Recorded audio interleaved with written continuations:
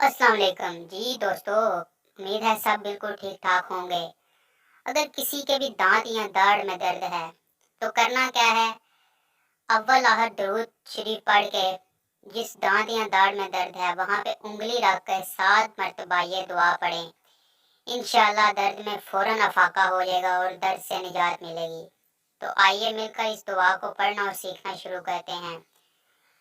हुवल्लज़ी अंशाकुम वजअल लकुमुस समअ वल अब्सारा वल अफ़इदता कलीलन मा तशकुरून।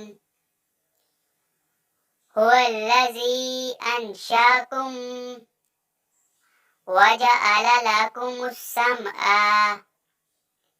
वल अब्सारा वल अफ़इदता कलीलन मा तशकुरून। जी प्यारे दोस्तों, जिस दांत या दाढ़ में दर्द है वहां पर उंगली रखकर अव्वल आहत दुरूद शरीफ पढ़ के ये दुआ 7 मरतबा पढ़ें। इंशाल्लाह फौरन दर्द से निजात मिलेगी।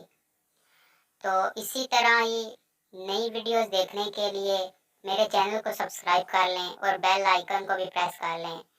तो अगली वीडियो में कुछ नया सीखने के लिए हाजिर होंगे।